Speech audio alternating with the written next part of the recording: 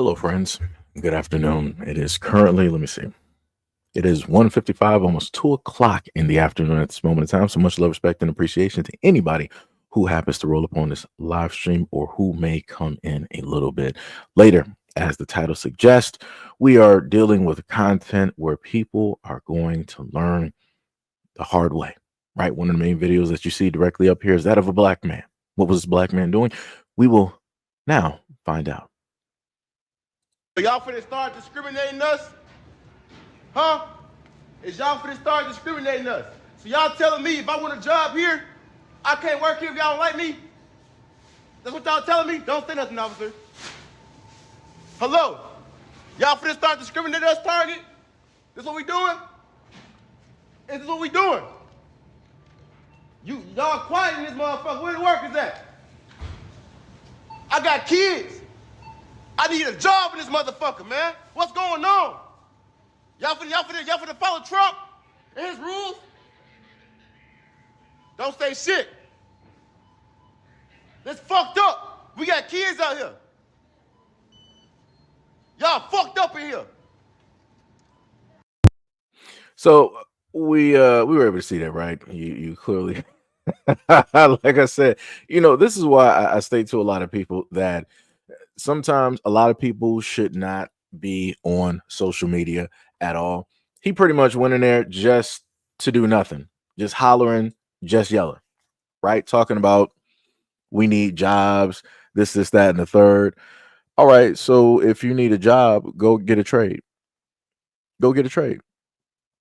Take a few $100s and go to a trade school in your local city and or state and learn something. You could easily do that. There are YouTube tutorials where people can, learn about some different jobs that you can start directly from home. HVACing and power washing, making your own soaps and body butters, t-shirt printing. It's a little bit weird to see people go into this whole type of thing to make it seem as though that they really care or that they're really about trying to protest something or bring awareness to something, when realistically this is just for social media. This is just for them to just be out there and to have other people that don't understand just gas them up as if they really did something. He ain't do nothing. I'm pretty sure before this whole initiative, he already had a job, right? And probably sure he probably had a few. I'm pretty sure he may know some people or some family members that could actually help him get a job. Because if you go out there and ask black people, they'll let you know. They go, well, I know an opening at my job. I'll put in a good word for you. And black people will do that. So for him to act as if that it's really something that needs to go down, needs to happen right now, like as if he just put an application, is nonsensical and crazy. I need people to stop doing this. Realistically, just 100%. I just need people to stop doing this. I'm just going to put that out there. But we're going to go into let me see. Which one do I want to go into? We'll go into what Trump stated about the 14th Amendment, right? Working hard to get birthright citizenship or automatic citizenship for the children of illegal aliens. That's another way. It's automatic citizenship for children of illegal aliens. That's the other term that they use, which is actually more accurate, more understandable. And it's ridiculous. We're the only country that has it, and certainly the only country that has it to that extent. And it wasn't meant, if you look, it was really meant for children of slaves. This is when it happened. The children of slaves. It was not meant for everyone to come into our country by airplane or charging across the borders from all over the world and think they're going to become citizens. It's not meant for that. It wasn't meant for that.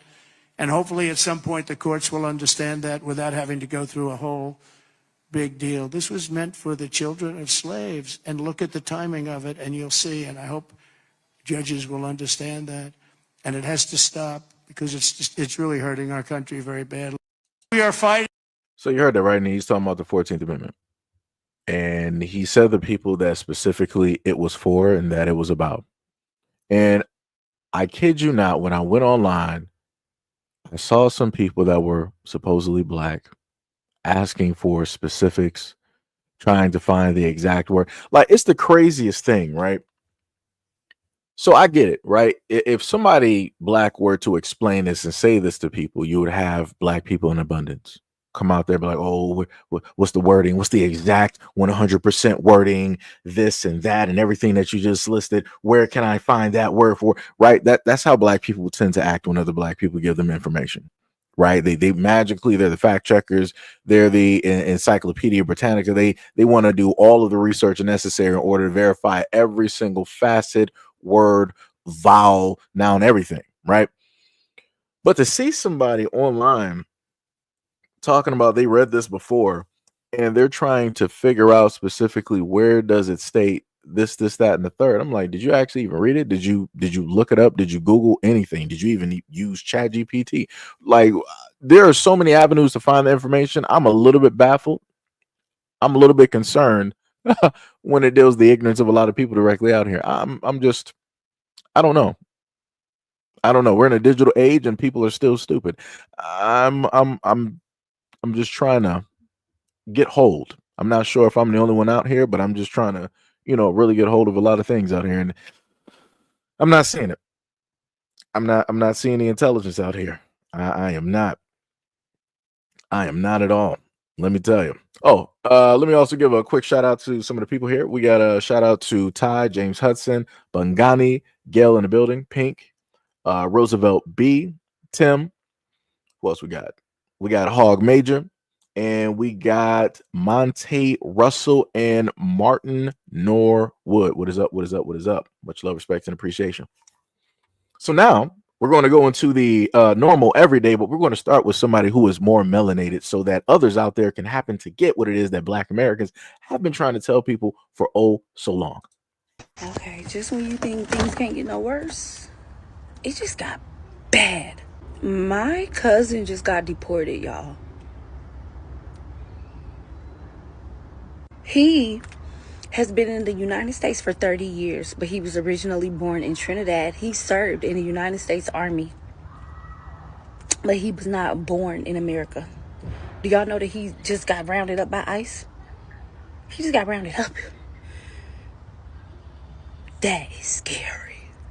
That's scary because Trump was saying, and we all understood and we all felt it, and we agreed, because we do not want them illegals coming over here and doing no crazy stuff to us, all this stuff that they doing. And no, we don't want crazy illegals.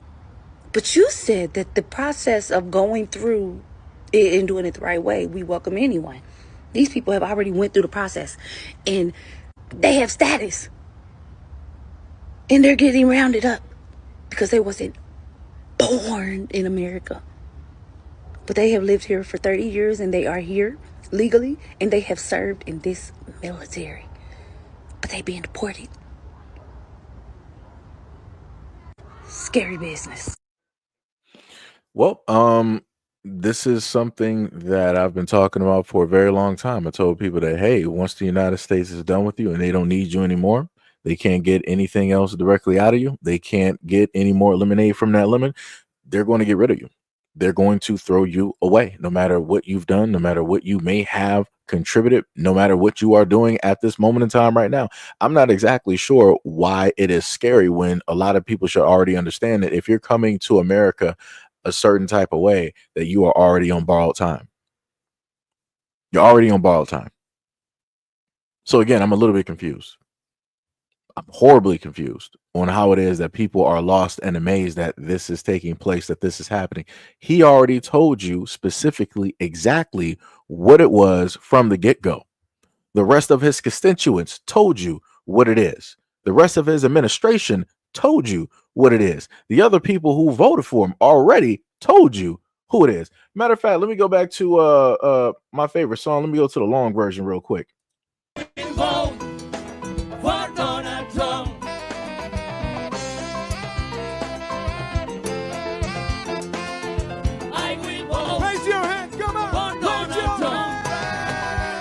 So again, you heard her state that she agreed and she understood.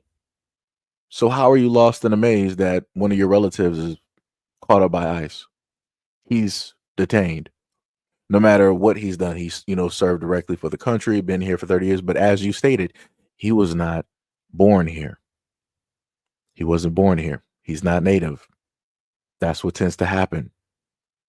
Just like the other guy that was of Jamaican descent, who was native to Jamaica because he was born there, and he was a drug dealer who was in New York selling cocaine, right? To the neighborhoods out there, causing chaos and all this destruction, breaking apart families. And people wanted to use him and try to highlight the guy and be like, oh, well, you know, he's an American, black American. No, he's not. He's a native Jamaican that came here at the age of 13, who was naturalized by way of his father. Like I said, people got to, it's a lot of games that get played out here. And it's a lot of different types of ways that people will try to use the emotions of Black Americans in order to gain some type of sympathy or energy so that they can push forward whatever it is that they're trying to push forward. And this is clearly what you're able to see at this moment in time with a lot of these videos that people are posting on X, on IG, on YouTube, on TikTok, and elsewhere. Everybody that did not want to listen to Black Americans when we told them time after time, day after day, week after week, month after month, for years, we've been telling them, people didn't want to listen. And now it's time to pay the piper. And now people don't want to pay. Magically, everybody broke. Before, everybody had money to sit up there and flash and yada, yada, yada. Now when it's actually time, when rent is now due, now magically everybody broke. Nobody got a job. It's crazy. It's diabolical how that works. Matter of fact, let's go to another one. Exclusive first look at one of many ICE raids happening in South Florida Sunday. This one happening in the neighborhood of Brownsville. They went up in there and did whatever they wanted. They turned off the cameras, excuse my language, and then they took my wife. This man, who wished not to be identified, says his wife is from Venezuela and has lived in the United States for a few years. She was one of 3 people taken from this home. I'm told the 2 others were men who worked in construction. You see them here. This video, only 1 minute and 52 seconds long. We do not see his wife being removed from the home. But this is a picture of her that he keeps in his wallet. Her name is Vianis Ramirez, and he says she was in the process of becoming a United States citizen. She already had a court date. She was good. Everything's good. He just came in and snatched her. These are pictures from the Department of Homeland Security detaining other undocumented men and women in Broward County. It's despicable what they're doing right now. It's very embarrassing. President Donald Trump arrived at his Trump National Golf Resort in Doral Saturday, set to host GOP leaders for a conference. This man hopes this message makes it to him. If I get a chance to talk to you, man, yo, please, man, let's work something out. So you, man, let me keep my wife here in the United States, man. She deserves to be here, man. ICE reports nearly 1,000 raids in the country on Sunday alone, which is up from just under 300 on Saturday. That's crazy. Cut the music.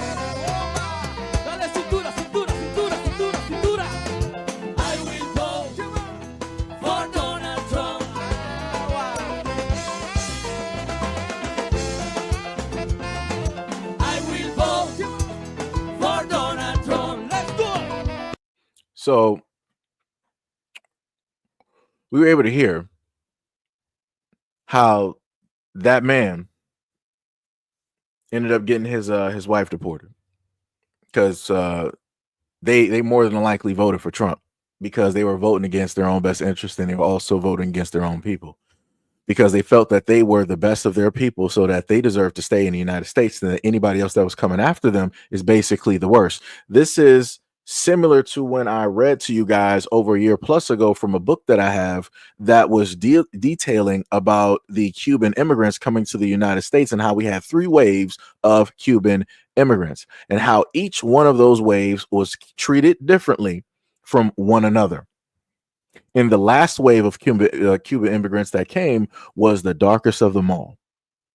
And the main Cuban immigrants that were here, they were like, oh no, that's not us. You got to get up out of here. You are not representative of us. You're too dark. We don't do that. Me no black, right? They even did that to their own people. And those are Cubans. That was Cubans that they did that to. And it's documented. So again, I'm a little bit confused on how this man wants to get on TV, being proud of his wife and all this other type of stuff. You knew that she just got here, that she did not follow the necessary steps in order to gain proper citizenship. You were like, well, now after she's already been here for a few years, now she's in the process. She should have been in the process from the start, from the jump. I'm pretty sure if you would have did this the normal way, guess what? She would actually still be here. And the only people that would have got caught up in those ICE raids were probably your family members that you were housing, that are the construction workers, right? But now you want to say that, oh, this is messed up. This is embarrassing. Is it embarrassing because you know that you voted for Trump and you didn't think that this was going to affect you? But like I keep telling people, you may think that what's taking place right now is not going to affect you, that it's not going to hit your doorstep. But guess what? It is, and it will. And by the time that it does, nobody's going to be there to help you. Nobody's going to be there to feel sorry for you. So you see a lot of Black Americans not caring because what we tried to tell you, everything that's going on here, we've already been affected by before historically. So again, it's just a Tuesday for us. Your worlds are collapsing. Everything is getting destroyed. You're losing your homes. You're losing your job. You're losing your kids. Historically, for Black people, we've been through this. Again, this is just a Tuesday. That's it. This is doomsday for you. The doomsday clock has struck 12. You don't know what to do or where to go. You're just trying to reach out and look for help anywhere. There's no help to be found. Because again, you did this directly to yourself. So what lesson did we learn today, class? We need people to stop voting against their own interest. But people won't stop doing it. So we're just going to keep going, right? Let's go to the next video. Which one is this? Let me see. It's going to be us. They were never going to tell Black Americans to go home. They were never going to send us anywhere. I think that's what other groups fail to realize about Black Americans. Because as much as the ruling class in this country upholds white supremacy, and as much as Black Americans are mistreated because of that, it was still never going to be us. They know, as well as we know, that Black people in this country, Black Americans, this is our country as much as it's theirs. And they know that. We know that, and they know that. Now, with that being said, being anti-Black American is as American as it gets, right? So when other groups come in and they want to assimilate, the easiest way to do that is to be anti-Black American, whether they are Black themselves or not. But what they don't understand, even with that being said, it was never going to be us. Black American America is still America. At every level of this here system, Black Americans are still American. And that's 100% facts. No matter what takes place in this country, Black Americans are and have always been and forever will be American. This is why we are not on any type of chopping block to get deported. We may go through everything else, right? The incarceration, we got, the things dealing with drugs, we got the things dealing with crime and all of those great things, right? But this is not one of those things. You're not going to see the United States be like, all right, we're about to go into every Black hood right now, and we're going to round up, 40 to 50 plus, Black Americans and get them directly up out of here because you guys aren't. Nope. But you know who they are going directly after? The Latins. You know who else they're going directly after? The Native Americans. And like I said before, nobody finds it a little bit weird that the Native Americans are getting caught up in these raids. It almost sounds as if that they're not indigenous to the quote unquote land, as if they're not actually native. It's a little bit weird. It's a little bit odd, right? That would then mean that it would be another group of people that technically should or are actually native, and that information is seemingly being hidden at the same time, putting out certain information to let people know what it really is. But like I said before, I digress. Let's continue. Comment is very important, so I need y'all to read this. When the chips are down, you Latinos forget the support from the Black folks. and I cannot agree with this creator more.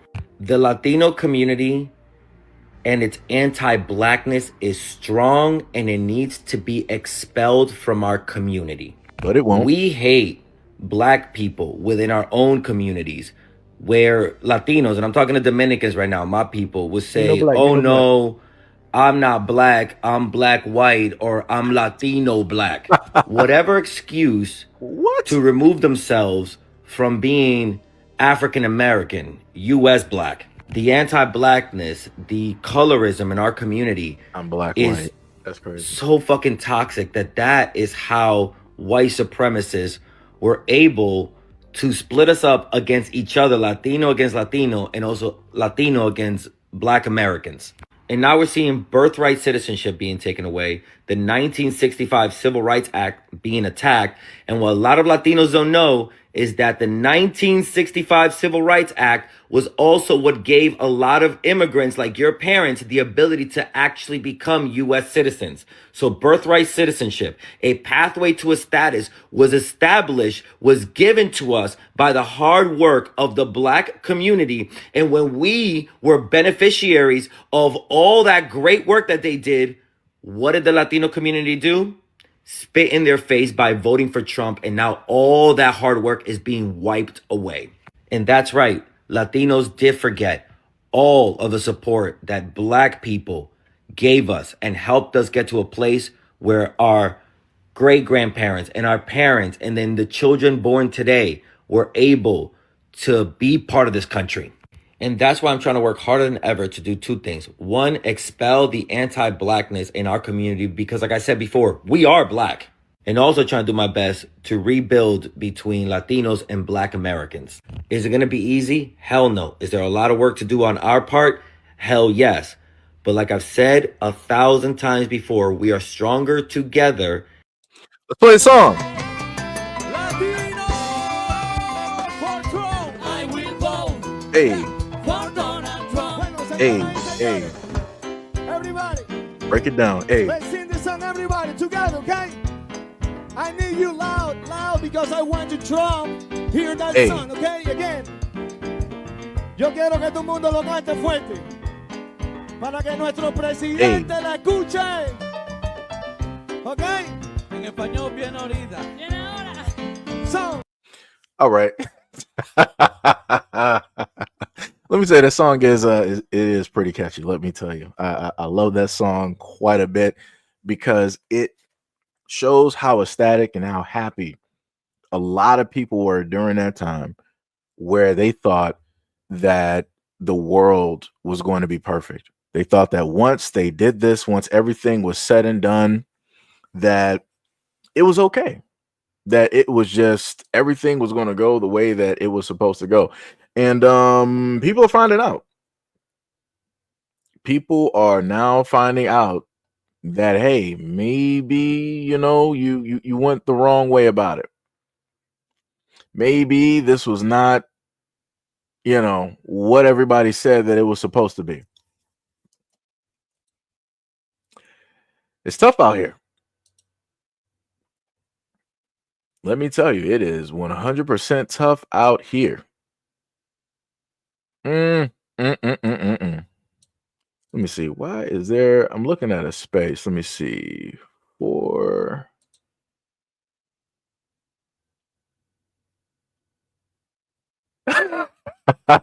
Pink said I can create a Zumba routine to that beat.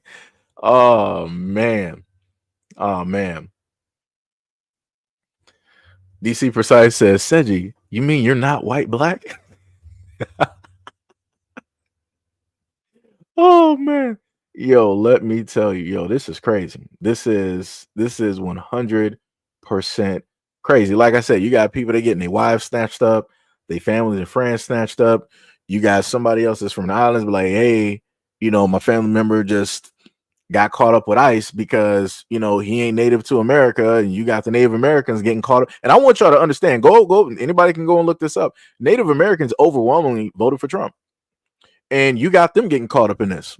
My guess they should have stayed out of this vote. I'm just saying, like I said, everybody that black people have tried to warn for the longest time possible that wanted to, segregate themselves directly away from Black Americans, be like, oh no, I'm not black. Just I got the skin complexion from whatnot or whatever, or I'm originally from the islands, and this is that and the third, and all this other type of stuff. Everybody that wanted to segregate themselves on purpose, intentionally, including you Africans, now you have to sit up there and reap everything that you put down. You got to deal with that whole mess.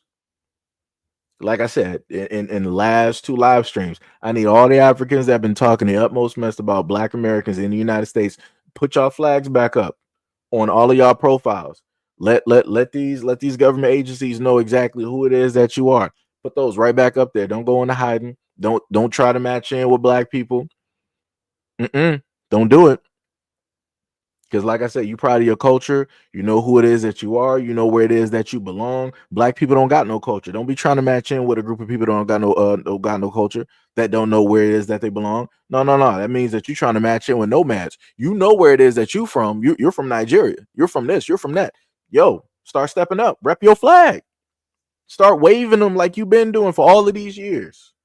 When the Democrats were allowing you to just act stupid and disrespect Black Americans, do it. Like I said, nobody wanted to check y'all before. And now when you got somebody out there that just so happened to be like, hey, well, we're just going to be packing everybody up. Now everybody want to get real quiet. Everybody want to get real quiet. Like I said, Black people, we ain't trying to help nobody right now. We trying to, get ourselves together. Like everybody else been saying, Black people, why don't you guys help out your own communities? Why don't you guys focus in on your kids? And why don't you guys stop being fixated on everybody else's problems? Stop being victims, Black people. That's what we're doing right now. We're not being victims. We're looking at the supposed victims, right? Because I can't believe that any of these people getting deported are actual victims when you knew the consequences of your own decisions, and you still went through and made those decisions knowing that they were the wrong decisions to sit up there and make. So if you go out there and do something wrong, like steal directly from a store, and guess what, the shopkeeper just so happens to have a shotgun, it is what it is. You made that choice. Nobody told you to go directly into that store and decide to sit up there and steal. You have to deal with the consequences of your choices. And that is simply what Black Americans are allowing a lot of people to do currently at this moment in time. But guess what? A lot of people don't like it. And a lot of people are trying to figure out a way to fit Black Americans directly into this for whatever reason, which again, to me is nonsensical. It's crazy. It doesn't make any type of sense because people have always stated to Black people that we're not beneficial to anything. So stop adding us to all of these conversations because we've never been beneficial to anything, including the United States, right? So I need everybody to go out there and fight for themselves, just like everybody been out there representing themselves, and leave Black Americans directly up out of all of these situations of which we did not cause. Just saying. Just saying. Let's go to the next video. This is hilarious. I just saw this white lady on here complaining that she just lost her job because she was hired under the diversity, equity, and inclusion program at her work. And you can see she didn't want to say it, but she really wanted to be like, but I'm not Black. But that's not what diversity, equity, inclusion meant. The #1 recipient of DEI hires is white women. The #1 people who have benefited the most from this whole affirmative action and DEI hired has been white women, 100%. And now all these white women who voted for Donald Trump are going to find out that DEI included them. And I'm sorry, but this is one of the best fuck around and find out moments yet, because these women are the ones who deserve to be fired. I'm sorry, like, if you voted for Donald Trump and you get fired because you were a DEI hire, don't come looking to me for sympathy.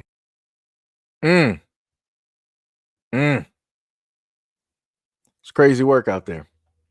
And that's a white man saying that about the women of his own community. Better yet, let me see if I can put this directly up there for you guys, right?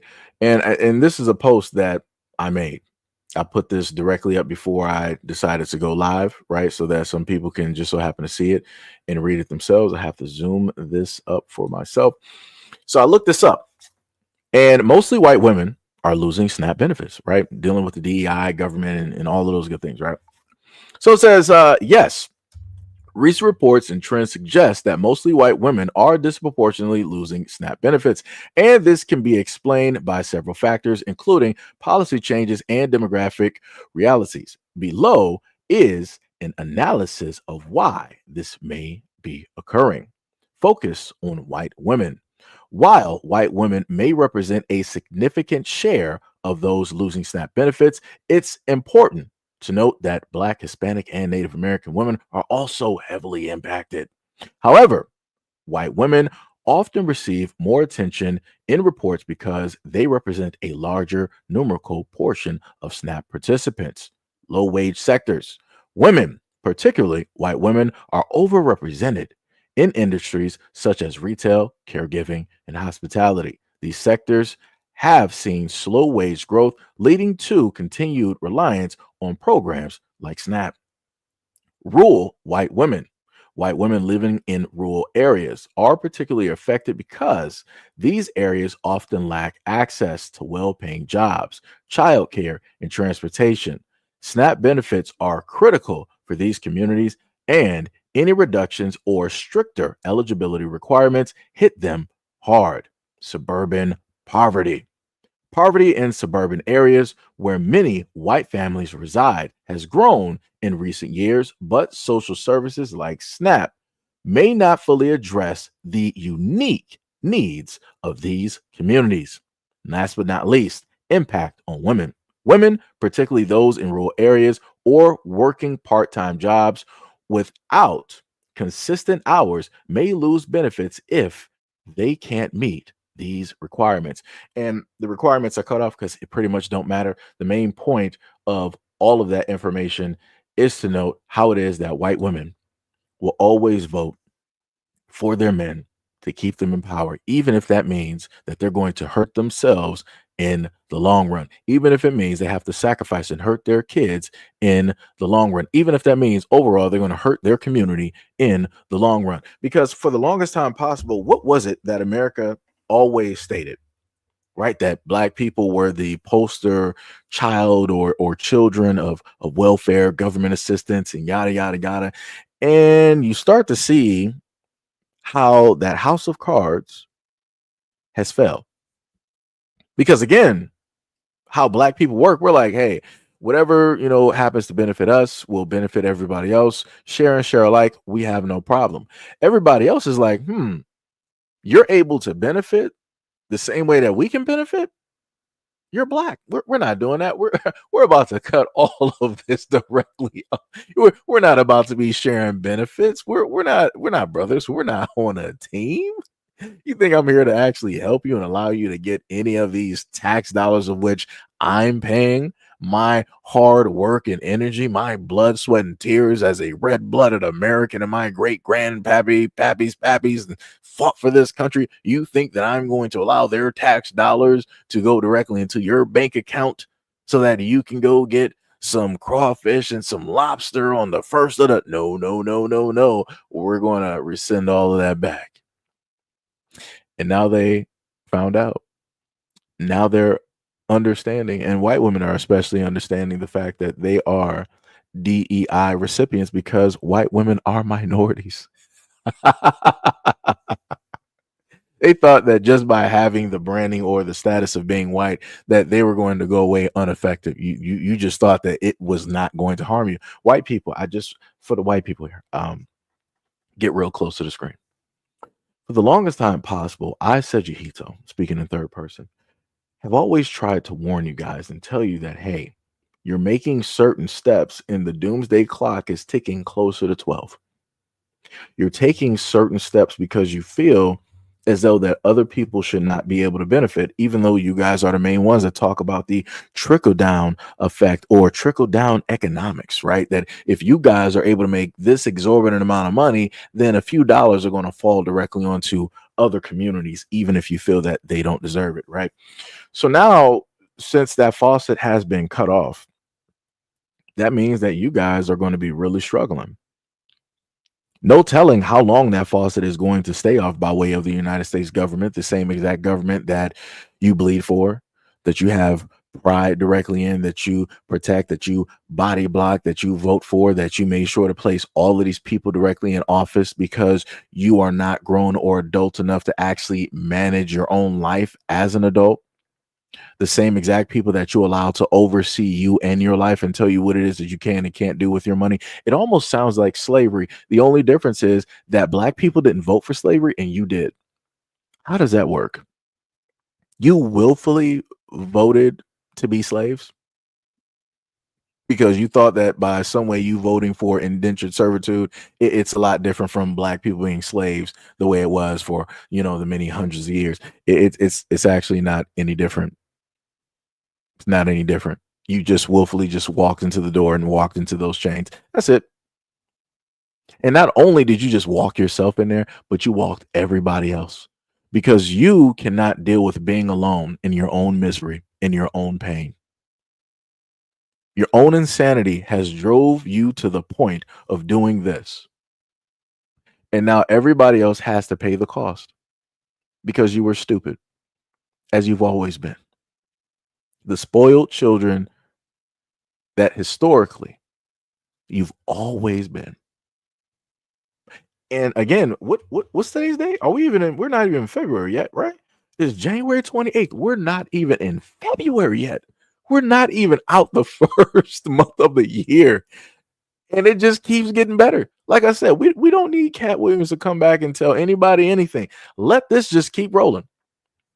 Let it just keep rolling. It's going to get great. It's to the point right now where you got some Mexican workers cussing out Trump. Cussing, do I actually have that footage? As a matter of fact, because if I have that footage, I will actually place that directly up here because I was like, wow, you're bold. You're literally telling the United States president to come deport you and to come take your job directly away. I've never seen such foolishness in my life. Because mind you, if black people were to start acting, crazy, cussing out the president and, doing all this other type of stuff, people would have a lot to actually say. But because it's, other groups of people, it is what it is. Nobody, really cares. Diabolical work out here, guys. It is it's crazy. I'm about to see if I can actually find this video. Hopefully you guys are enjoying this live stream at this moment in time, as we are currently going over a lot of these videos.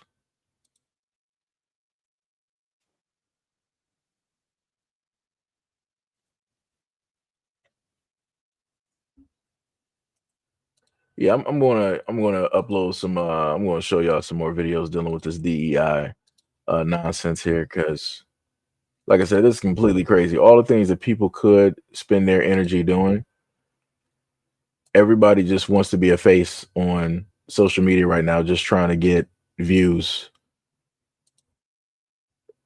directly off of this. And and this is the thing. This is the thing, right? To anybody that wants to boycott any of these businesses, I'm going to be very specific. To any of the black women that want, because I see quite a few as I'm scrolling and looking for this video.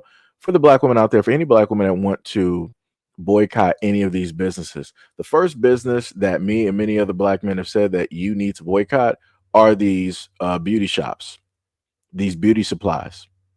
A lot of these online retailers that are run by Asians. It could be Asian Americans or Asians from elsewhere.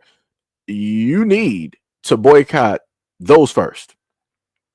Those should have been boycotted years ago. I'm talking about beyond yesterday, because that's something that I've talked about before, going over videos on how it is that black women have been treated throughout the United States. by way of these shop workers. So if any of these stores are supposed to be boycotted, yeah, start boycotting those first. Start boycotting those. And in general to the black community, same thing I sat up there and told black people before, because black people have been treated a certain type of way at these gas stations. Start boycotting those gas stations that's in the neighborhood. Like Target is not realistically just in a black neighborhood. You got to venture yonder to get directly to Target. But everybody in the black community knows of a gas station that is owned by non-black individuals that is in the hood, or a liquor store. Like there are so many things that we need to actually boycott. And it's crazy how everybody's like, oh yeah, boycott a multi, $billion, business and yada yada. Make sure to boycott those and get them and pack them up and get them directly out of here and show them that we mean business and yada yada. Nah. Black people, stop allowing these other people on social media to run your emotions. Start going after the easy to see, the touch, and the feel and the smell of the businesses that are in your communities that have been mistreating you for the longest time possible, that told you to hurry up and buy, that called the police directly up on you, that sat up there and beat you up directly in their stores while they had the doors locked, and they said that you were quote unquote stealing. Go after those businesses first. You don't even need to be worried about Target at this moment in time. Go after the businesses that profit the utmost from the black community every single day. I'm talking about as we speak right now, we got hundreds of black people in the hood going to these gas stations. How about you get those people out of those gas stations, and then everybody in the community put up some money to buy that gas station. So now that gas station is community and it's black owned. Let's start there. Because you trying to boycott Target ain't gonna do nothing. We've seen black people boycotts on social media. What was it? The boycott that T.I. did, where they were supposed to be boycotting some business for a certain amount of time. That was only a few steps, and then people are right back to business as normal. Like I said, you need actual boycotts. You need actual things to take place that affect black people every single day. Target ain't really sitting up there. If Target was gone right now, the black community will still be there. If Target was going right now, the black community will still be there, still exist. But you know what heavily affects the black community? Because a lot of people have cars. A lot of people like to go to and from those gas stations. And also within those gas stations, a lot of them in the hood, they like to sell narcotics out of those gas stations. And some of those gas stations, I've sat up there and shown you guys where you have these immigrants that are there. And guess what? They have credit card skimmers. They have fake face plates directly on those credit card readers, stealing your information, robbing you as a black American living in a black neighborhood. You're getting robbed at home, literally. Like I said, there's a variety of things that black people need to focus on before they opt to want to go attack something that's a lot larger. Attack everything that's at home first.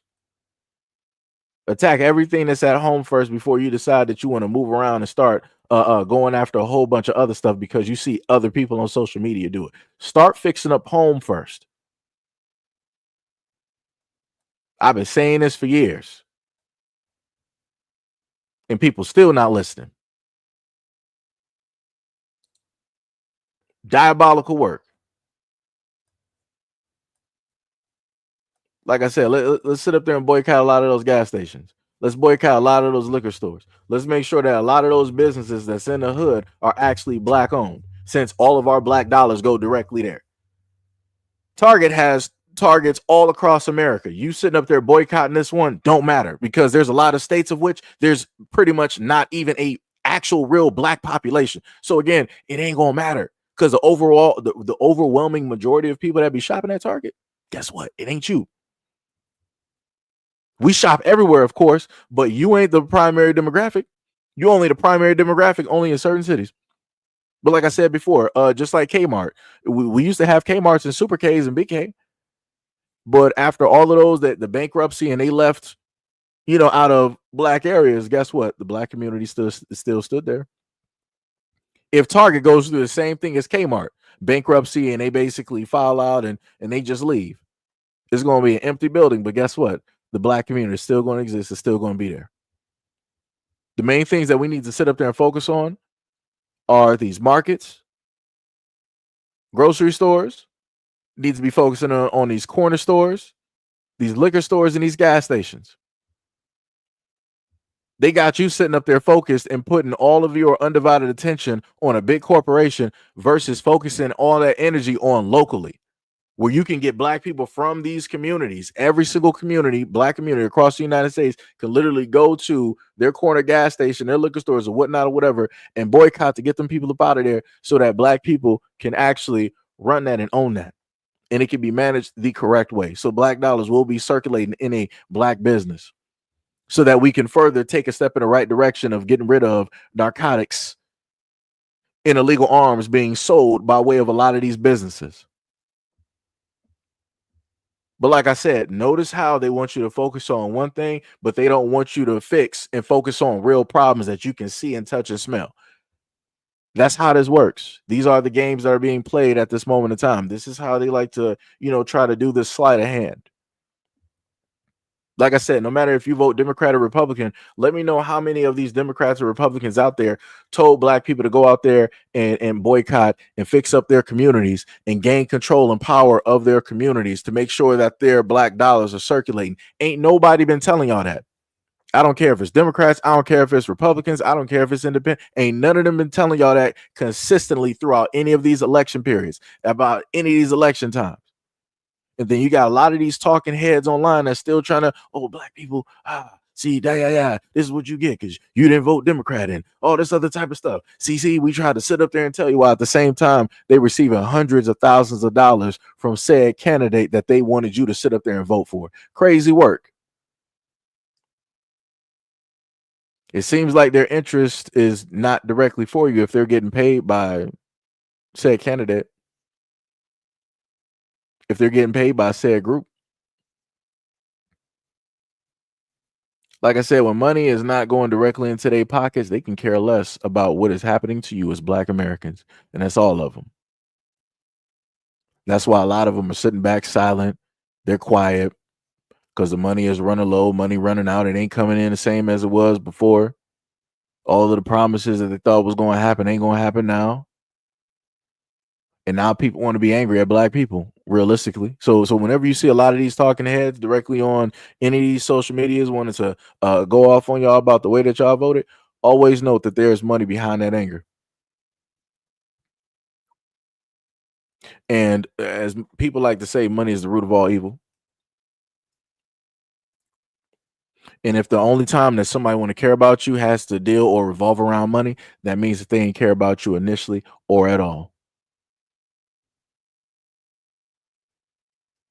And this is why I keep telling black people, y'all got to monitor, y'all got to critique, and y'all got to watch who it is that a lot of these individuals are. Because a lot of them are receiving more money than you guys have ever seen in your life in one day.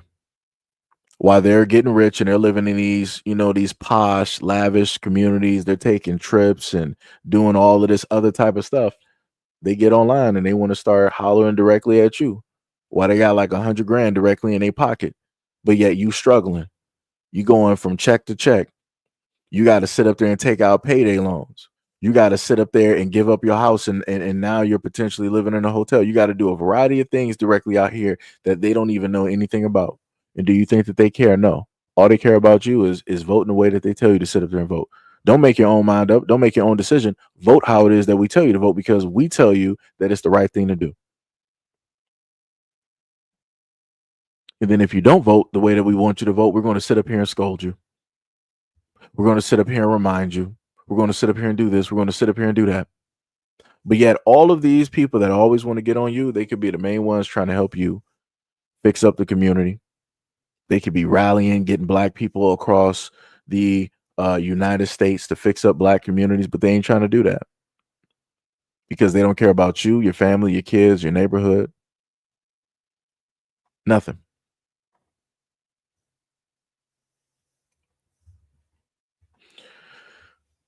Whoop. That's where we are, guys. That is where we are. That is where we are.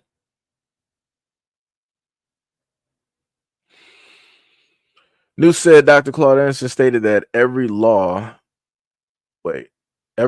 you blacks go for will be given to others, even your voting operation. I mean, your voting opening the door to every wicked racist nation to be here.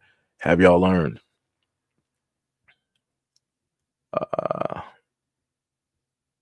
Drinkwater said buy a red hat and wear white paint, and you might go under the radar. Stanley said, Congressional Black Caucus, do your jobs. T.I. boycott a sushi spot. Yep.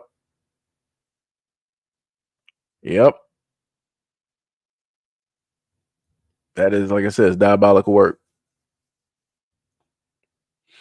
Isaiah said, FBAs in Detroit shut down a number of Arab gas stations. And that's good. That is good. But the problem is, and I'm going to put it like this, we got one group basically doing it. What's stopping from everybody else from basically doing the exact same thing? And that's what I'm talking about. Like I said, I think that's it's either New Era Detroit or Detroit 300. It's either, one of those groups, but both groups have been doing very excellent work in Detroit. But the problem, like I've stated before, is that when we have groups that are moving, actually doing stuff, notice how, and I'm going to put it like this, right? And this is just for example to my Detroiters directly out there, much love, respect, and appreciation. But notice how we have certain groups out there actually doing the footwork, grassroots and all, right? So why don't you see the churches, all of these churches and these mega $1 million churches in Detroit backing them up, trying to fund them, trying to push them forward, trying to make them a lot, larger, trying to, have more people know about them so that they can start to get involved as a community. Like I said, you got to understand how everything works. The churches get their money the way that they get it, and they made sure that they do not intervene or take parts in anything that deals with uplifting and helping the Black community. Because the moment in time that the Black community starts to raise up their mental, they start to gain awareness about everything that's going on. Guess what? You're not going to really have people trying to go and donate to a church, because Black people are going to be more so focused on themselves, their family, and their community. They're going to be out there doing that whole deal. They're not going to be congregating every single Sunday or whatnot directly in church, because ain't nobody going to have time for that. You're going to be worried about agriculture, right? You're going to be worrying about, doing things with water, right? You're going to be worrying about building. You're going to be worried about monitoring the neighborhoods and also the schools to make sure that certain elements aren't around the kids when they're going to and from, right? You're going to see people going directly through the neighborhoods, walking around. They're going to be greeting each other, saying hello, and then stopping people who may not be from that neighborhood, asking them, like, where are they from? Where you going? Who is it here that you're for? Right? That's how things should be going. That's how things should actually work. But again, you got the police involvement, you got the church involvement, you got the involvement from some, I'm not even going to say some, from the drug dealers that are directly there. You got involvement from the gangs that are directly there. You got involvement from the government that is directly there. You got 5 elements that are making sure that, if not more, you got multitude of elements that are there making sure that the Black community stays where it is at this moment in time and that it doesn't move forward. Notice how you don't have these same elements in any type of control when it deals with other communities and how those communities are able to flourish. Do you really think that the white community is going to allow the church to have a say-so and to control that community? No. You think the Asian community is going to do that?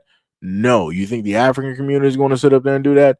No. Do you think that any other immigrants out there are going to allow all of these other facets to really control and to stop their communities from flourishing?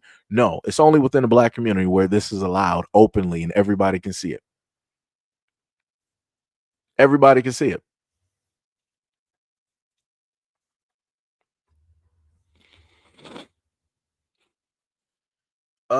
What is it? Cyril Stratus said the Black community ended itself years ago. No, because the thing I'll sit up and say, like, if I guess you mean in a sense, if you're to look at, let's say, Black Wall Street, if you're to look at the Black Panther Party, um, civil rights movement, like those type of eras, and how they had a togetherness when it dealt with the Black community. If you're talking about in that sense, I would agree. But if we're to talk about the Black community just being a Black community, no, we're still here. We're still trying to find a way to thrive and to still try to manage and figure things out. Again, it's just the fact that we allow certain things to intervene and take place. Just like I stated with white people earlier, how white people will allow other people to do the adulting for them, right? Manage their own adult business, right? They'll vote for these other adults to basically let them know, like, hey, we don't want you putting your money here. We think that you need to put your money here and yada, yada, yada. But these are the same people that are doing the hugest money mismanagement when it deals with the money of the United States, right? They can't even properly pass an audit. We've seen that with the Pentagon and many others. But yet they got the nerve to, ask you for more taxes as the poor. Because I got to stop saying that the middle class. Now I'm just going to start listening to the middle class and the poor. I'm just going to start calling the poor, just so that people can start being aware of everything that is going to transpire for the future. Because that's all it's going to be. It's going to be the poor and it's going to be the rich. That's it. And it's going to be that title and it's going to be that branding for the longest time possible, up until people actually realize what it is that is going on. Because we, at this moment in time, don't really, in a sense, have a middle class. Look at the jobs, look at the economy as a whole, look at just trying to go out there and buy groceries. A lot of people are, in a sense, poor. People can barely afford to, fix a normal home cooked meal because everything is astronomical at this moment in time.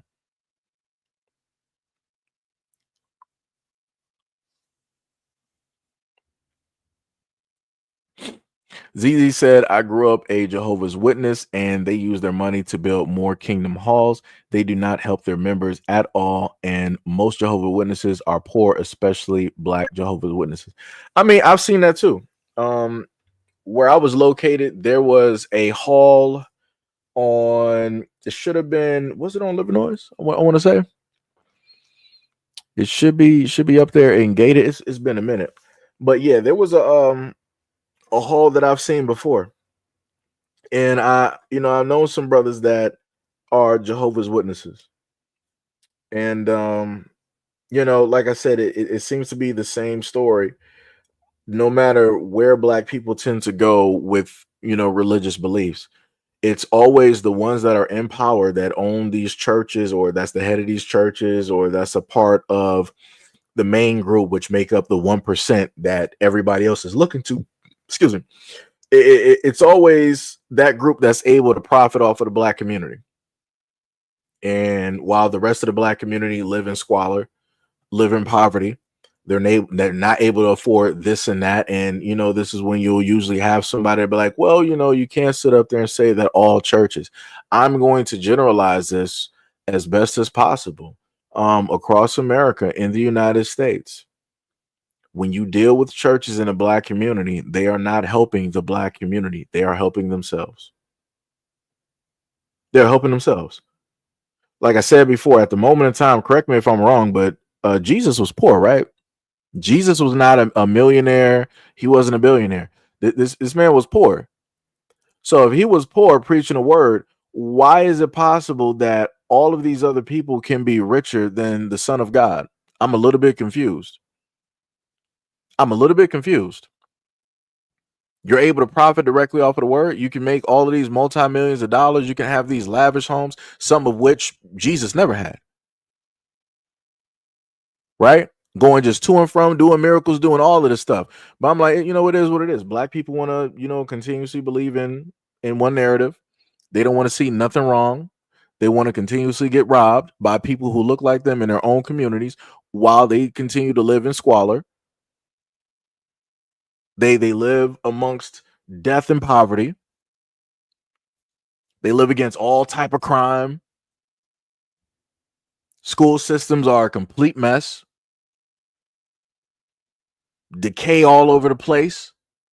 Dilapidated buildings. People getting hooked on a multitude of drugs, and what are the churches sitting up there doing? Nothing.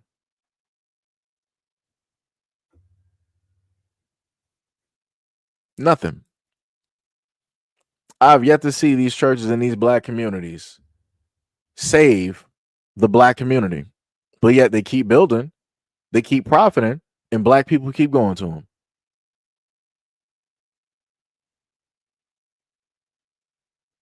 It's crazy. It's 100% crazy.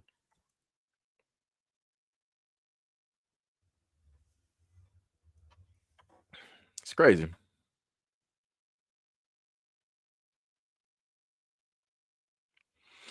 You said AI will watch the poor and the rich will help expand AI. I mean, that's already been happening for quite some years. For quite some years.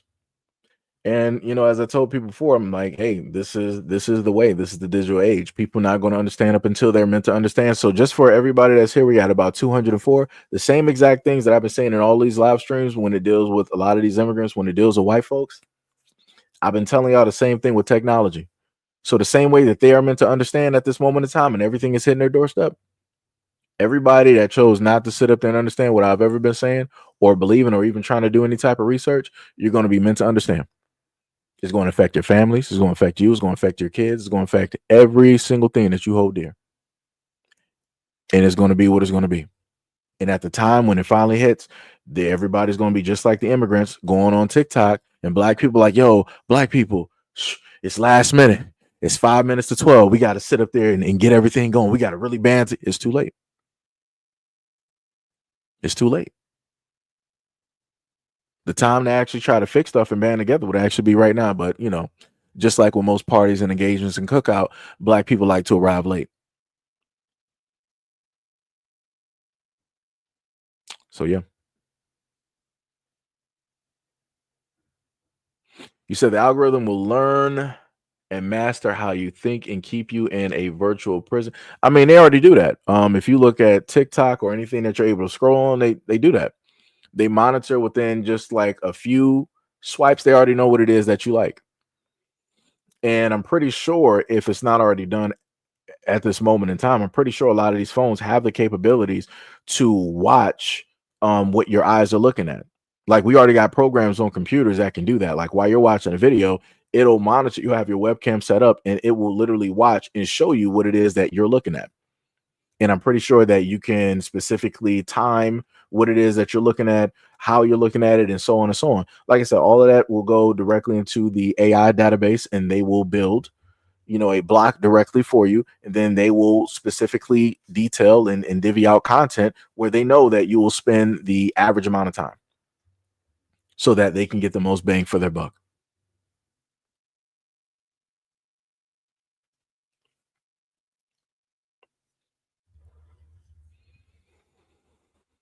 It's all bad.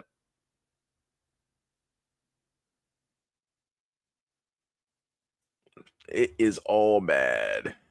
But yep, I can tell that easily with talking about that conversation that the viewership actually dropped quite a bit. It'd be like that. It'd be like that when you decide that you want to have a serious conversation. Let's go to this next video right here dealing with some DEI. What's poppin', peeps? It's your boy Rich. I'm in Kroger shopping, which is unusual, but I will start shopping in Kroger since Walmart ended its DEI program. So since they ended their DEI program, they won't get my black Creole dollars. And that's what's up. Peace.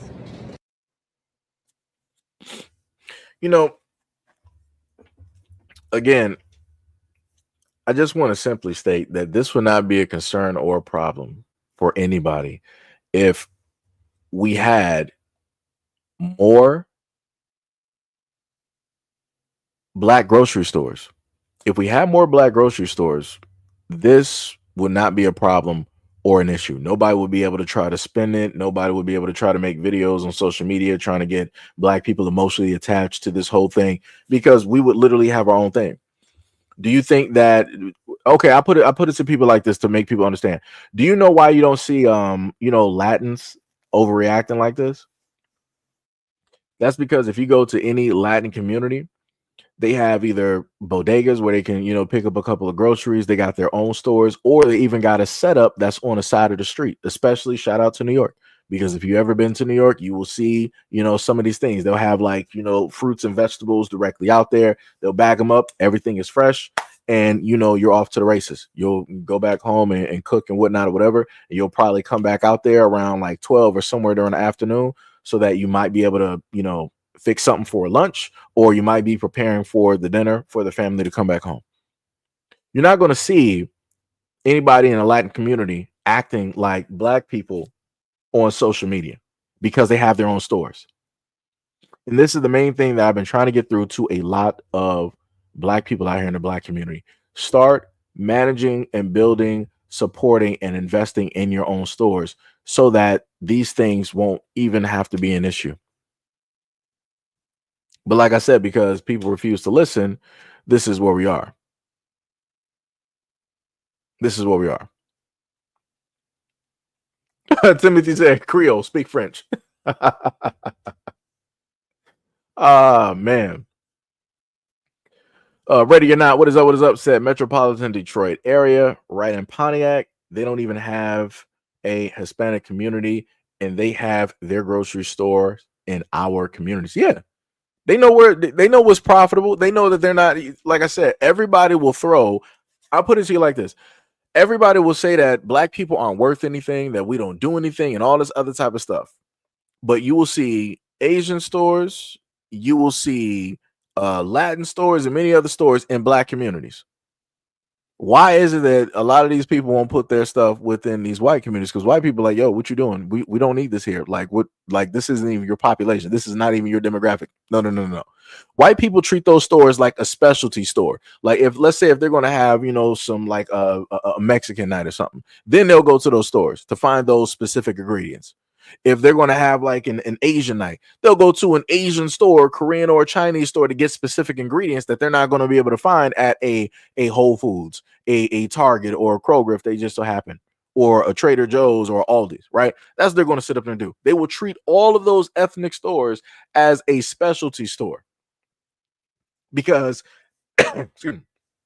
because every single day they're just cooking their everyday meals. They're cooking what it is that they normally eat. So all these other groups and communities will make sure to throw their stores directly into our areas, because they know that, hey, Black people can't keep hold of money. Black people are just going to spend and put their money no matter where it is. As long as we smile directly to them and we act a little bit cordial, Black people are fine with us. Like I said, they know how to sit up there and do it, and that's what they've been doing. And as soon as they feel like they've solidified their stance and they got their average, casual, everyday group that's going to be there no matter what, yeah, then they're going to start showing you their face. They're going to start showing you exactly who it is that they've always been. And this is what I've seen this happen too many times in the Black community consistently. Never fails. It's crazy.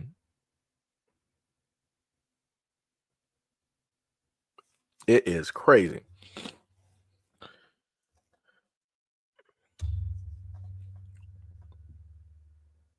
What?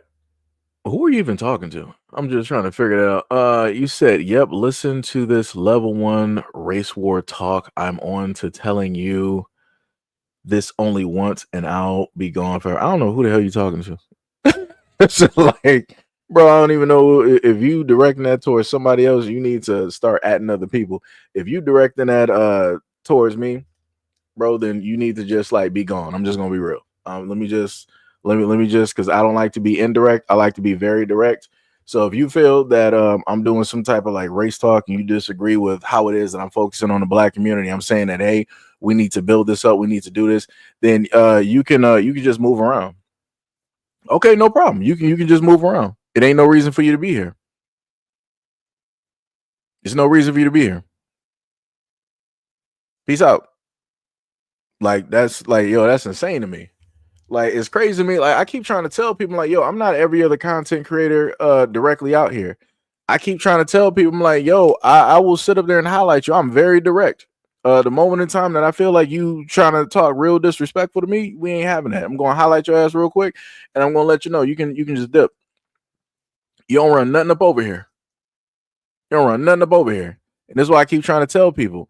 You'll have people like this when I'm specifically trying to direct a conversation towards black people on how it is that we can better certain things and uplift, and we can move and we can grow and stuff.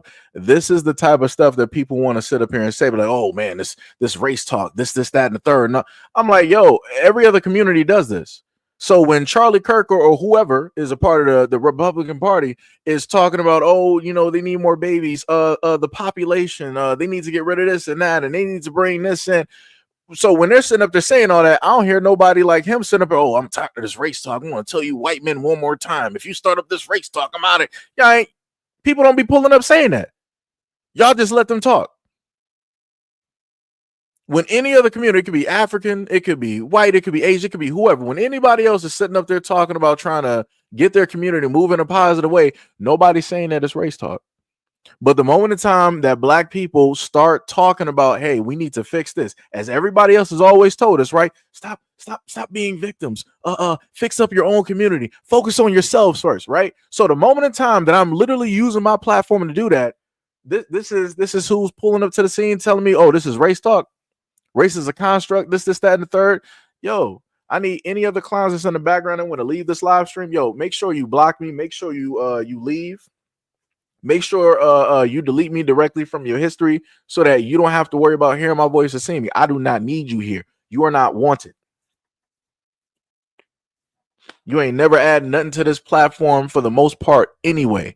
Straight clowns, 100%. You, your family, the pale horse, and whatever God that you believe in. Everybody. Keep trying to tell y'all don't run nothing directly up out here. Nothing at all. Nothing. And if you actually really got a problem with it, then you should start up your own platform. It's that simple, but you won't.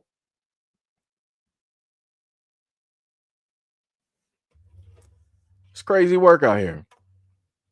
Like, damn, like people really think that they set up there and added something to the platform. It's like, what? Yo, that's crazy work. Diabolical. Diabolical. Mm.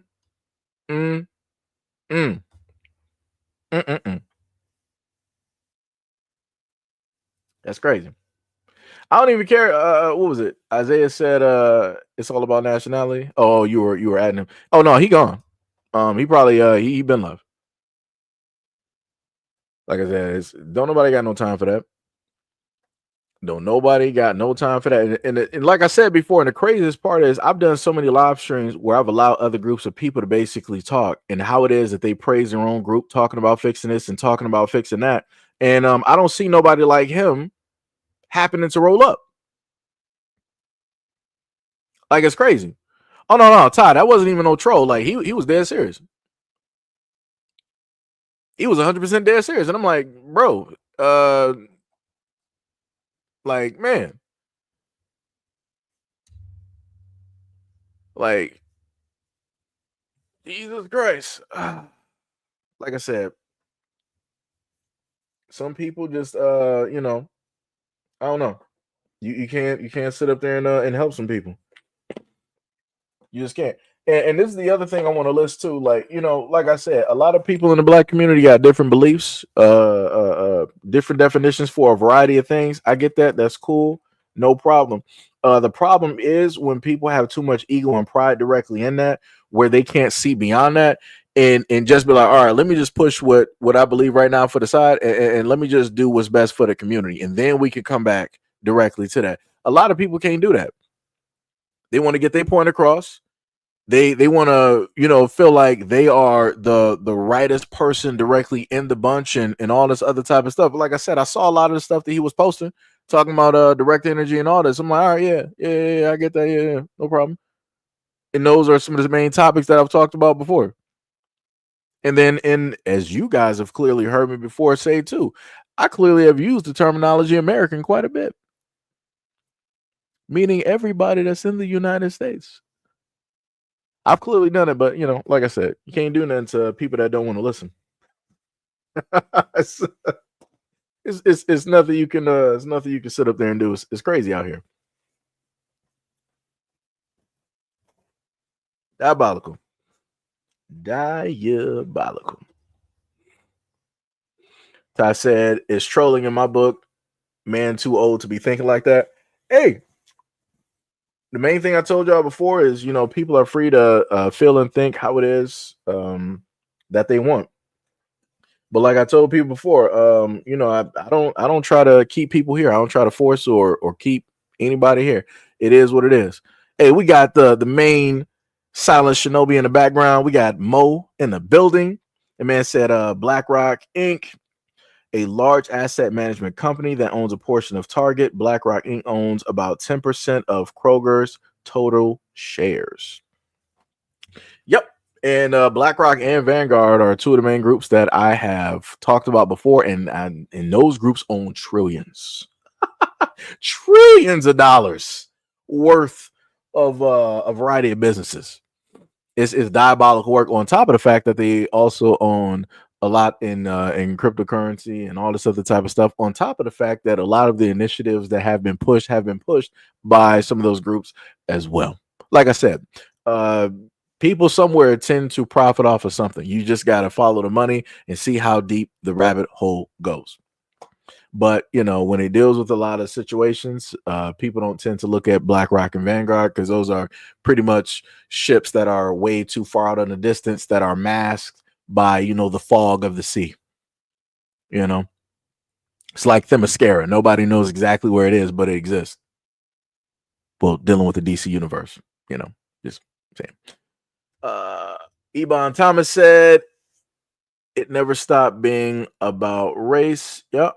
Isaiah said the copper-colored people are still here from the 1400s, the real Americans. Yeah, and like I said, I read that directly from I read that off to y'all. Well, I'm not sure if some of y'all were on TikTok, but I did a nice little live stream at one point going over that information.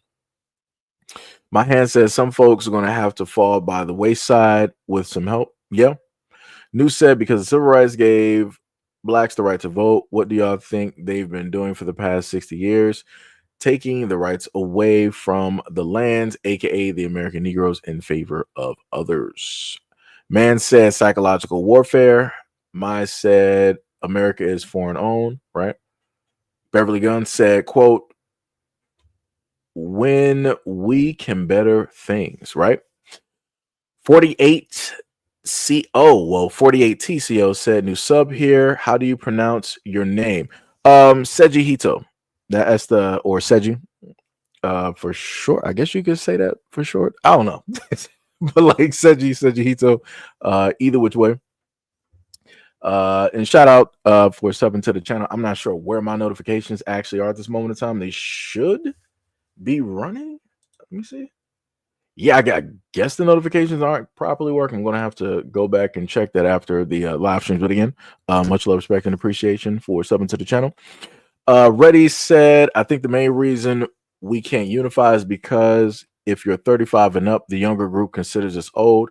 The younger group looks at us as if we have old people views, which stifles our unification. Yeah, it's it's a lot of things. It's a lot of things that stops us from unifying. And I'm pretty sure, and I'm just gonna go out on a limb, I'm pretty sure that you have those out there that's a part of the younger generation that they have some type of resentment when it deals with their parents and when it deals with everybody else as well. So it's a lot of things that play a part, because when I listen to the music I can hear it, because that's all it is. Like, I put it to you like this: if you listen to any of the newer artists, the rappers, the young rappers directly out here, everything is nothing but pain. That's it. Everything is, if you are to look at everything, you will see nothing but pain and hurt. In none of the music, in any of the music that they create, there's nothing about any type of like love. Right? It's about power and respect, destruction. And that's pretty much it. And you can see what that music leads directly to. And you can see how that music creates the exact same music or splits of that music. And then from that, you can also look at the fact that when music like that is created in the Black community, other people can be receptive of it up to a certain point and a limit. So when you look at, let's say, Asians in Korea, when they decide to hear drill, right? Shout out to Chicago. When they happen to hear drill rap, they will be receptive of it to a point. But because they've been taught to love their people, to respect and care, you don't see that music can play over there in Korea, and you're not going to see them start doing drive-bys. You're not going to see them start acting, reckless, start taking lives and all this other type of stuff. That primarily happens in the Black community because there are certain things that are missing. There are certain building blocks, certain structures that are not present that need to be placed down so that if the music does play, it's going to go down this street and it's not going to deviate and just go everywhere. It's not going to just, go like a flash flood. Right. So again, because we have a lot of things missing within the Black community mentally, this is why the music is able to hold on and cause so much chaos, and why we can sit up there and listen to this and we can see an enemy. We can see a villain. We can see somebody that we want to hurt, even though through that darkness, we're looking directly through the mirror and we're looking at ourselves.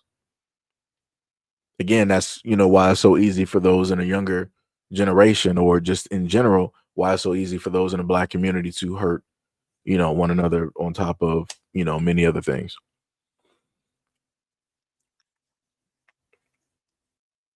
Let me see. In the 80s and 90s, or even the early 2000s, even Your Heart is rapper had a couple of songs. Oh, okay. You saying like in the 80s and 90s and the 2000s, like even some of like the hardest rappers, they had like some type of like love song. Yeah. And you see the love and music pretty much died out. That's pretty much gone. Yo, 22 Ronin, what is up? Much love, respect, and appreciation. Ramon, what is up? Hopefully I pronounced that right, because I think the E is silent, I'm guessing. Said, we need to watch what we say. It has consequences. That's true.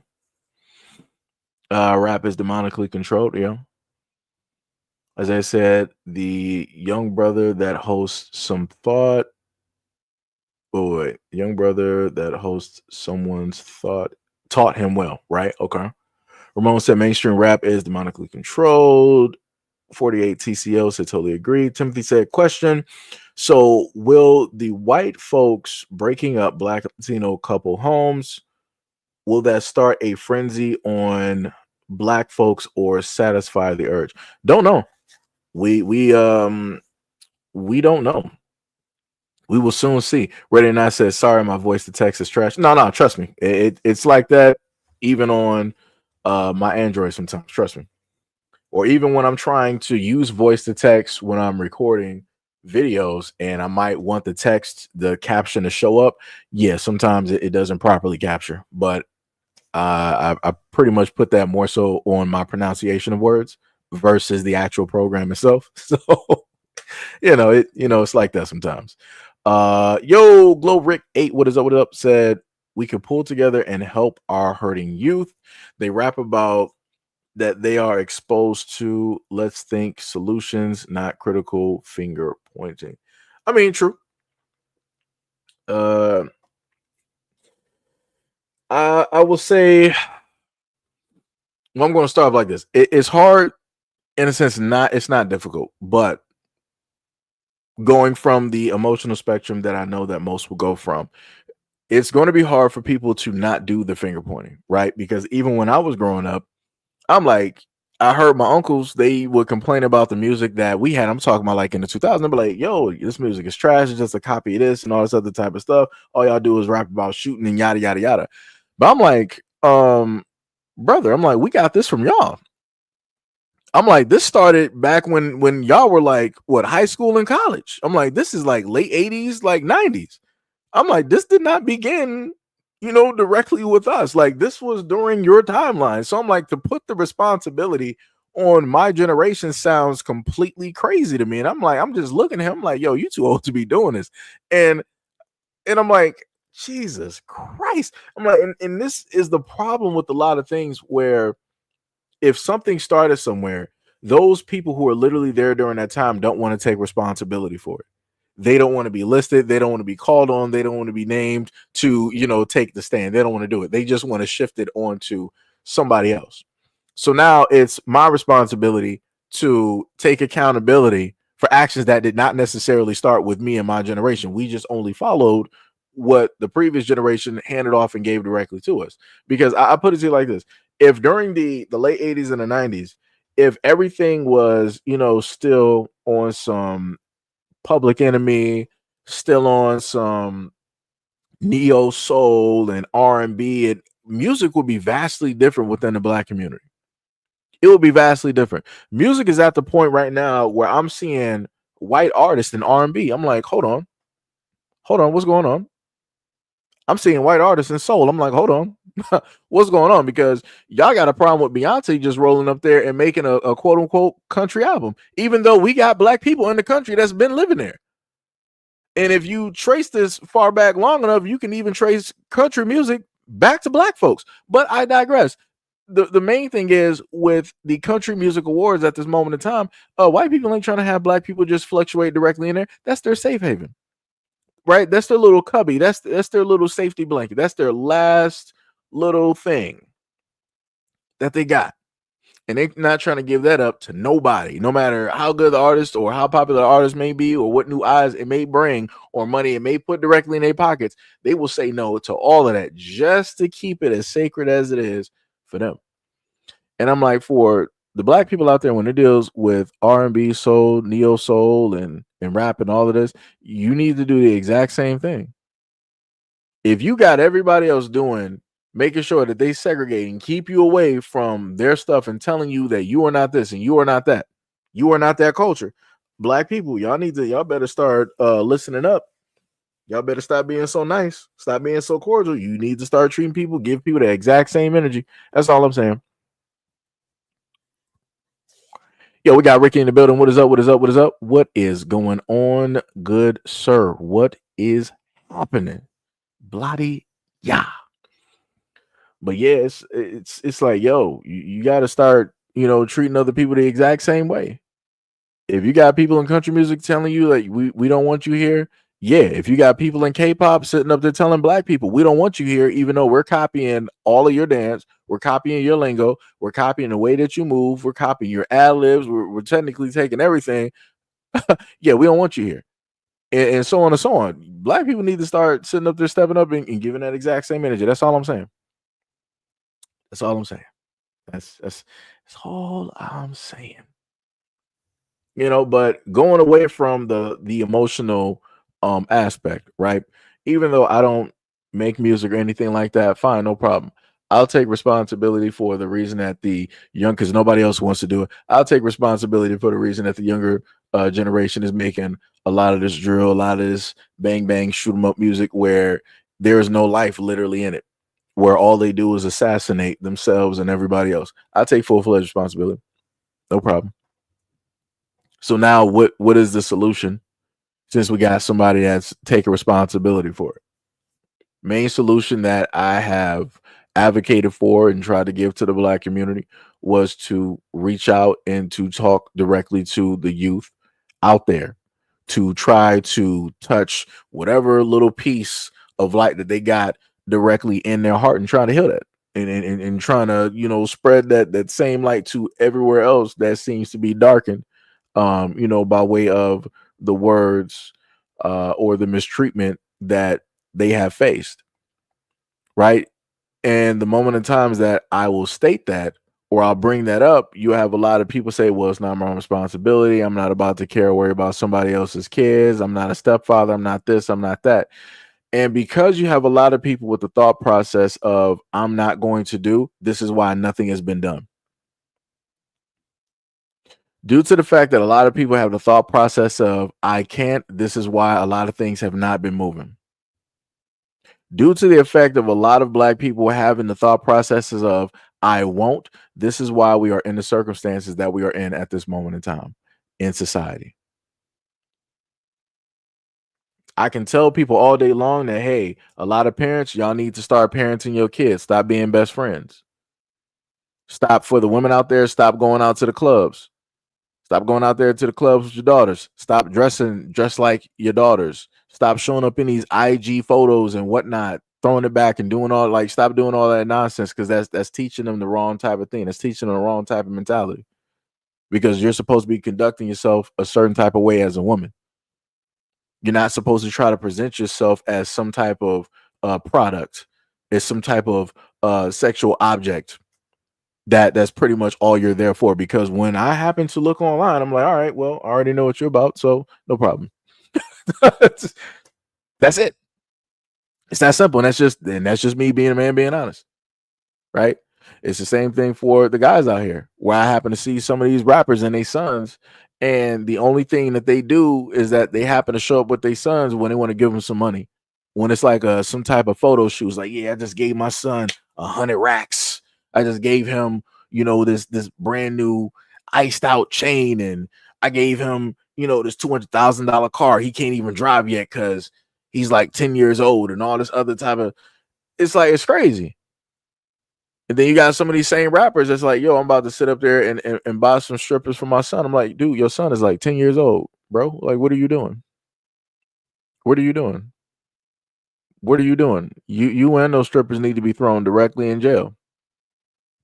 Directly in jail. Don't pass go. There are no 3 rolls of the dice to get out. You are just in there. It is done. I need to stop seeing a lot of the young dudes, and this is mostly dudes who are like rappers or maybe in and out of prison. I need to see a lot of these grown dudes out here like, yo, stop being like 40, 50, 60. You still out here in gangs. You still out here in the street. Your sons need you. Your kids need you. What are you doing? You're literally going to have kids to raise and grow them up to put them in the exact same circumstance and predicament that you done seen a lot of your friends and your boys didn't make it directly out of.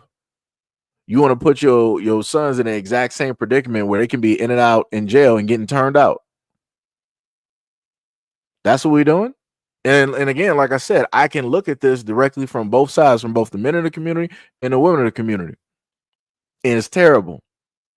How do I know of this? Because I'm looking at it on social media, because black people want to sit up there and post this stuff directly out there. And some people are going to be like, yo, just talk about some black people. No, I'm just going to list it as in general. If you decide to sit up there and get mad about it, then I guess this shoe is directly for you. I guess this empty chair is for you. So sit your ass down and listen. Like I said before, we got too many crucial problems in the black community, dealing with the parents not being parents. And I've talked about this on both sides, and y'all don't want to sit up there and listen. I get too many times where people tell me like, yo, Seji, why don't you sit up there and tell us, you can point out all these problems. Why don't you list some solutions? And I sit up there and tell y'all black asses the solutions. But guess what? Y'all don't want to sit up there and listen.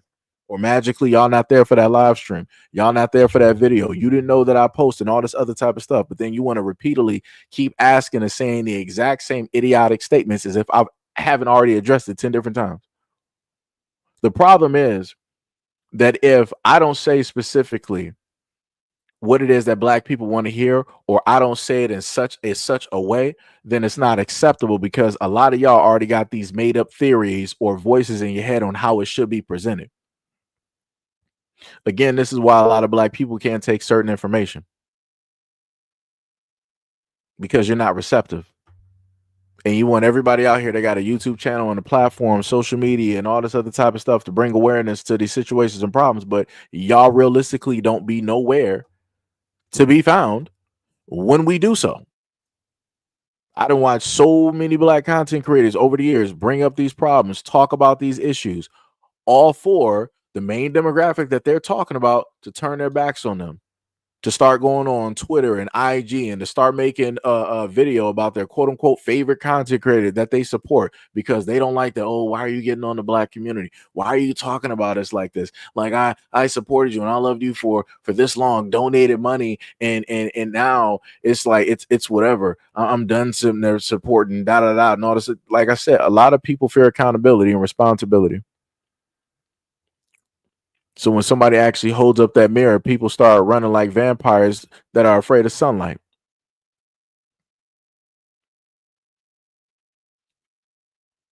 So to a lot of people that's here, what do you want a lot of black content creators to actually do? That's my question. What do you actually want us to do?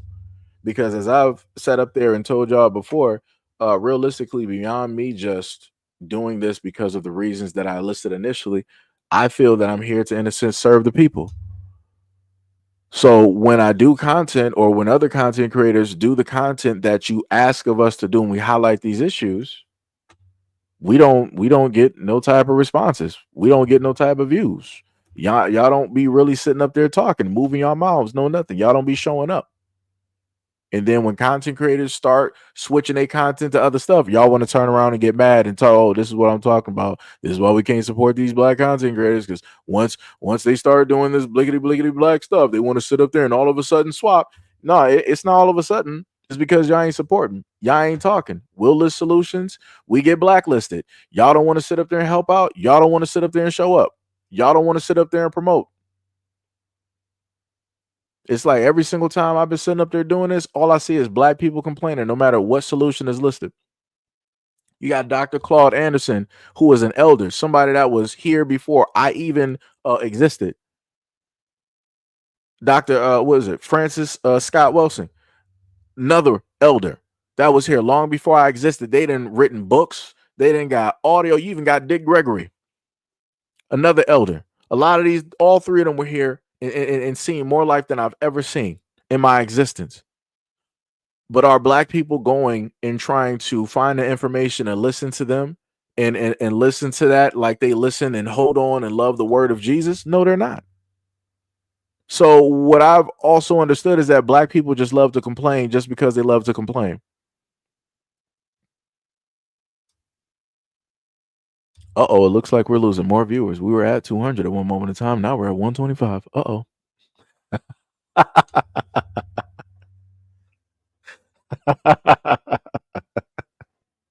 So like I said, I'm gonna case in point use this live stream as a as an example of me trying to speak about solutions and a variety of topics. And you can see in real time how the viewership of the live stream has been dwindling, dwindling, dwindling, and dwindling. Because it goes back to what I stated before, that a lot of people don't like accountability. They're not receptive. They don't want to be held or made responsible for any of their life choices and or their decisions, which basically goes back to the very first thing that I stated, dealing with everybody that quote unquote, I will vote for Donald Trump, right?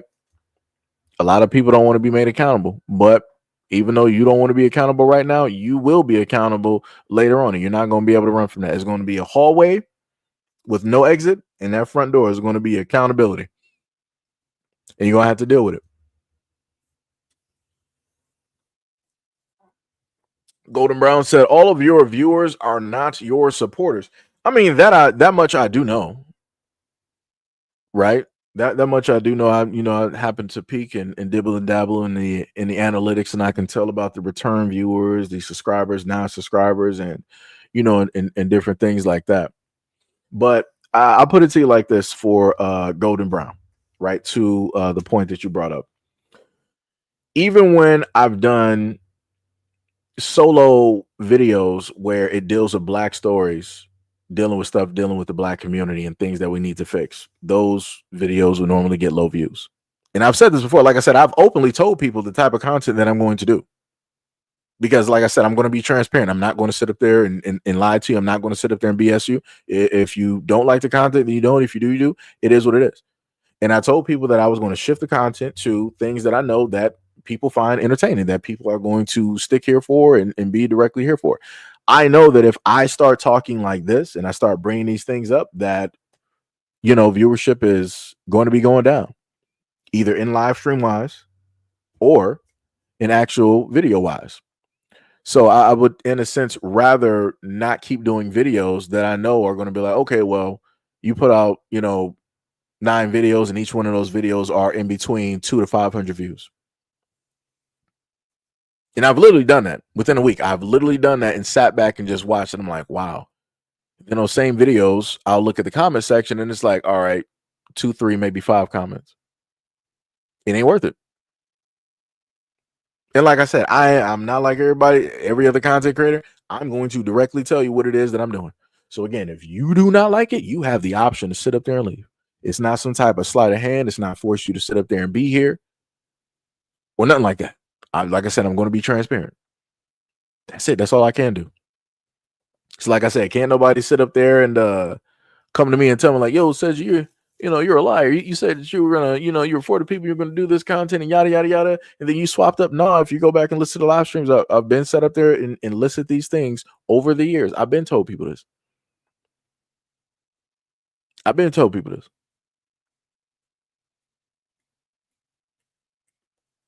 Because it gets to the point where you feel like you're just talking to a brick wall.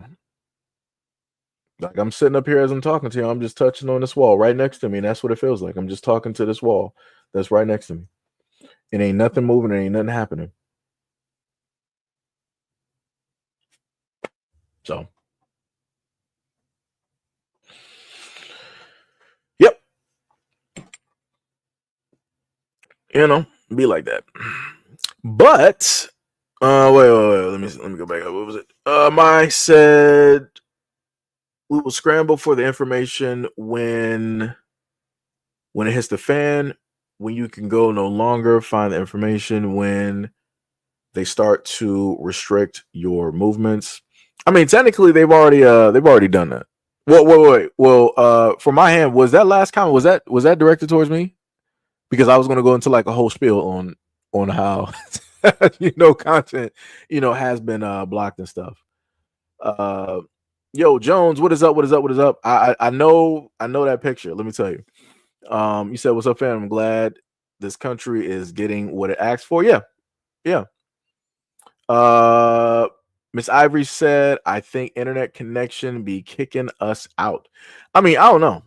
I mean, I can tell on my end where there's a Wi-Fi reception, type of thing dealing with StreamYard.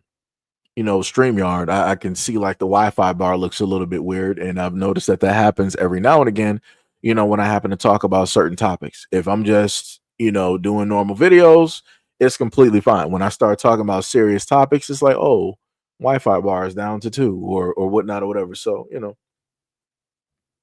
it's crazy. Oh, okay. Okay. So my hand, you said that comment was for me. Okay.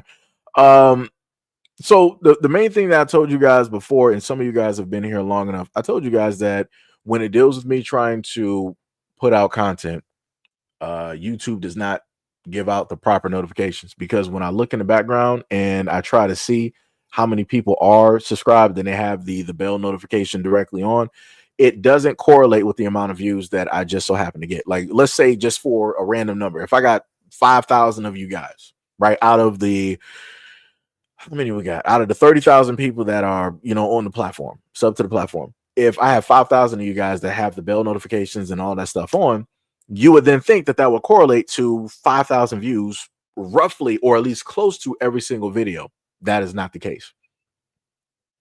Like, the only reason that my numbers are more consistent now is because of the content that I have put out at this moment in time. If I was not doing this content for months, then the views on this channel would be dirt. I'm just going to be honest with you. Like, the way that I would normally do the stories and talk about the topics, yeah, it'd be dirt. It would be just straight at the bottom. And I would probably, instead of gaining viewers, I would probably be going negative like my first channel. Because at a moment in time on this channel, I think I was negative 80 subscribers.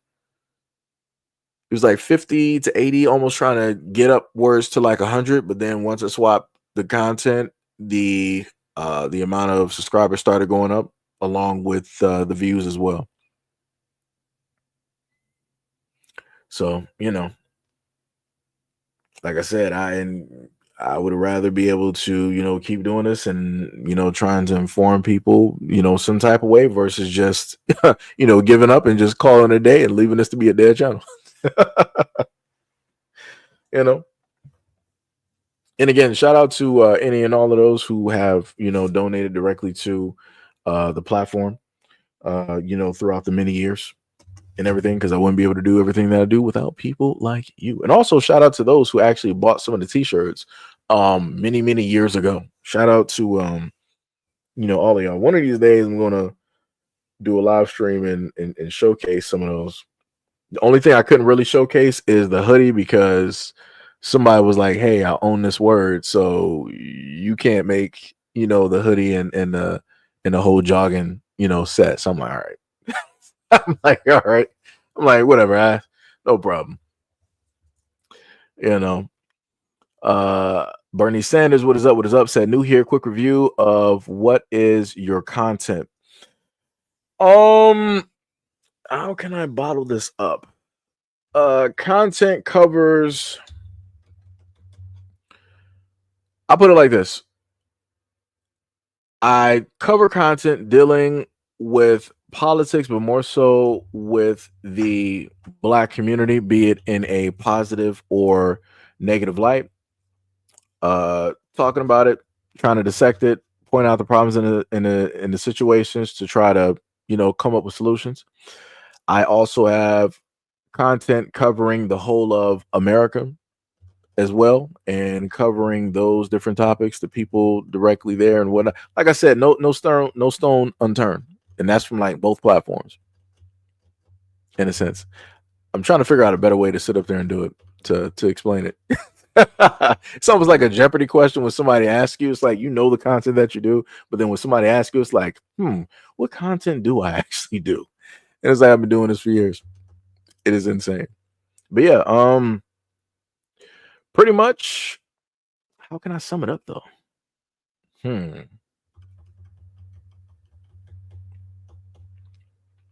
best way I can put it is content that focuses in on problems and situations dealing within or outside of the Black community, and also talking about the fact on if these situations are fixed, how it will be better for the whole of the United States, I guess you could say.